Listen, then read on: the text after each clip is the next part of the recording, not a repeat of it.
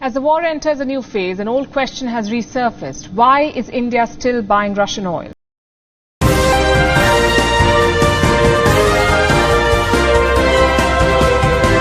भारत सरकार ये चाहती थी कि वो रूस की भी सगी बनी रहे और यूक्रेन की भी सगी बनी रहे, जिसके लिए जब रूस ने यूक्रेन के ऊपर चढ़ाई कर दी तो हमारे देश के यशस्वी प्रधानमंत्री श्री नरेंद्र मोदी जी घंटों घंटों फोन पर कभी यूक्रेन के राष्ट्रपति से बात करते हुए दिखाई दिए तो कभी वो बात करते हुए दिखाई दिए रूस के राष्ट्रपति से, जिसकी तस्वीरें गोदी मीडिया में ये आती रही कि साहब देखिए कि देश के प्रधानमंत्री ने श्री नरेंद्र मोदी जी ने पुतिन को फोन लगाया पर पुतिन ने फोन नहीं उठाया, और यह भी बताने की कोशिश की जाती रही कि पुतिन ने मोदी जी की बात को माना है, वो यूक्रेन किसी भी वक्त पर हमला रोक सकता है, जो कि डंके की चोट पर बोला जाने लगा।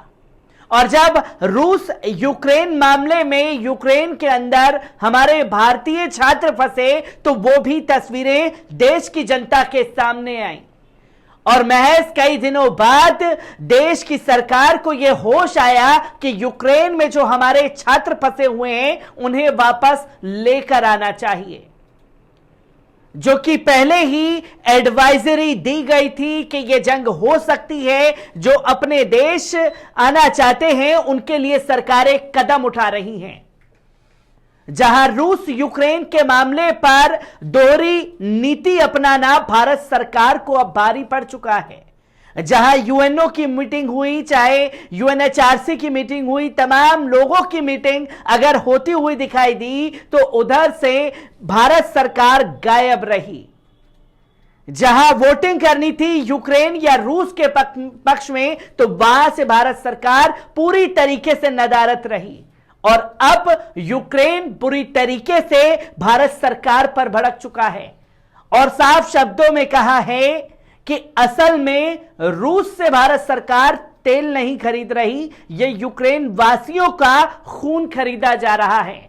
और अब रूस यूक्रेन का जो मामला है उसमें यूक्रेन की तरफ से जो प्रतिक्रिया भारत सरकार के लिए आई है तो वहीं यूक्रेन को खुल करके यूएनओ का साथ मिल रहा है, तो तुर्की के राष्ट्रपति रसप तैयब एर्दोगन भी कंधे से कंधा मिलाकर के खड़े हुए दिखाई दे रहे हैं। किस तरीके से पूरा मामला सामने आ रहा है, एक बार इस पूरी रिपोर्ट पर नजर डालते हैं। रूस से सस्ता तेल खरीदने पर भारत को अब यूक्रेन की कड़ी प्रतिक्रिया का सामना करना पड़ रहा है। भारत द्वारा रूस से सस्ता तेल खरीदने पर यूक्रेन ने तीखी प्रतिक्रिया दी है। यूक्रेन के विदेश मंत्री दिमित्रो कुलेबा का कहना है कि भारत रूस से सस्ता तेल नहीं खरीद रहा, बल्कि वे तो यूक्रेन वासियों का खून खरीद रहा है। भारतीय संचार माध्यमों के अनुसार उन्होंने कहा कि जो तेल रूस से भारत पहुंच रहा है उसमें यूक्रेन का खून मिला हुआ है। भारत द्वारा रूस से सस्ता तेल खरीदने पर यूक्रेन की ओर से पहली बार इस प्रकार से ऐतराज जताया गया था। वैसे यूक्रेन के अतिरिक्त अमेरिका सहित यूरोप के कई देश भी भारत के काम से खुश नहीं हैं। यूक्रेन के विदेश मंत्री ने यह भी कहा कि अपने देश से भारतीय छात्रों को निकलवाने में हमने बहुत मेहनत की और सरकार ने पूरा सहयोग दिया था। दिमित्री कुलेबा ने भारत की तटस्थ रहने की नीति पर सवाल उठाया। उनका मानना है कि वर्तमान हालत में भारत को यूक्रेन की अधिक मदद करनी चाहिए। उन्होंने कहा कि यूक्रेन सदा से भारत भरोसेमंद साथी रहा है, किंतु रूस से सस्ता तेल खरीदकर भारत एक प्रकार से यूक्रेन के लोगों का खून खरीद रहा है। उसको यह समझना होगा कि इसमें यूक्रेन वासियों की मौत शामिल है। अमेरिका भी रूस से भारत द्वारा तेल न खरीदे जाने पर दबाव बनाता रहा है।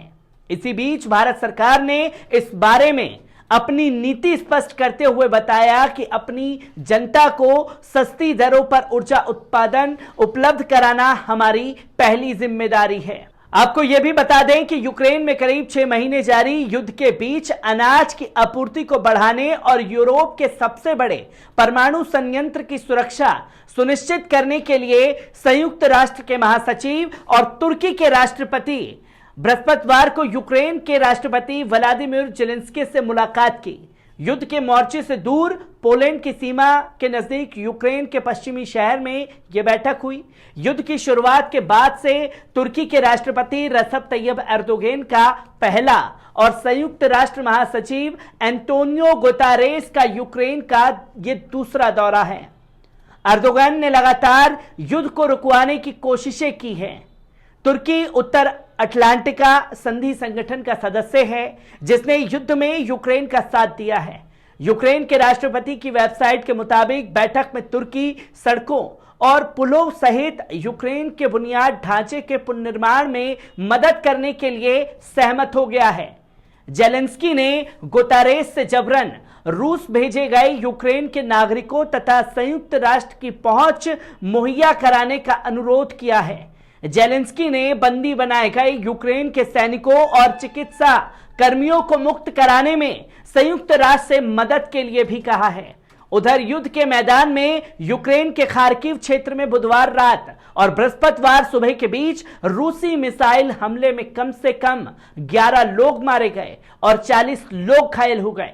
यूक्रेन के अधिकारियों ने यह जानकारी दी। वहीं रूस की सेना ने दावा किया कि उसने खार्किव में भाड़े के विदेशी लड़ाकू के अड्डों को निशाना बनाया, जिसमें 90 लोग मारे गए हैं। यूक्रेन की तरफ से इस बारे में कोई टिप्पणी नहीं की गई है। रूस की सेना ने बृहस्पतिवार को कहा कि उसने देश के कालिनिंग्राद क्षेत्र में अत्याधुनिक हाइपरसोनिक मिसाइलों से लैस युद्धक विमान तैनात कर दिए हैं। जेलेंस्की ने एर्दोगन और गुतेरेस की बैठक में दक्षिण यूक्रेन में रूस नियंत्रित जापोरिजिया परमाणु संयंत्र को लेकर भी बातचीत की। रूस और यूक्रेन के एक दूसरे पर परमाणु संयंत्र परिसर के आसपास गोलाबारी के आरोप लगाए गए हैं और संघर्ष से परमाणु आपदा का खतरा बढ़ गया है। जेलेंस्की ने बुधवार को वीडियो संबोधन में रूसी सैनिक से संयंत्र छोड़ने की मांग करते हुए कहा कि केवल पूर्ण पारदर्शिता और स्थिति पर नियंत्रण से ही संयुक्त राष्ट्र की अंतर्राष्ट्रीय परमाणु ऊर्जा एजेंसी परमाणु सुरक्षा की गारंटी दे सकती है। इस महीने की शुरुआत में एर्दोगन ने युद्ध को लेकर रूस के राष्ट्रपति पुतिन से भी बातचीत की थी। तुर्की और संयुक्त राष्ट्र की मध्यस्थता से काला सागर बंदरगाह के जरिए यूक्रेन से 2.2 करोड़ टन अनाज की आपूर्ति का मार्ग प्रशस्त हुआ था, जिसकी तस्वीरें लोगों के सामने आई। तो वहीं भारत सरकार की नीति को लेकर के यूक्रेन बुरी तरीके से भड़का है कि एक स्टैंड क्लियर करना पड़ता। आपको साथ देना था, तब आपने साथ नहीं दिया और साफ शब्दों में कहा कि जो तेल अब रूस से खरीदा जा रहा है वो यूक्रेन वासियों का खून है। तो वहीं तुर्की खुल करके यूक्रेन के साथ कंधे से कंधा मिला करके खड़ा हुआ दिखाई दे रहा है। किस तरीके का असर विश्व की राजनीति पर रूस यूक्रेन के मामले को लेकर के पड़ेगा, इसी पर तमाम अपडेट आप लोगों के साथ साझा करता रहूंगा। दीजिए इजाजत, शुक्रिया।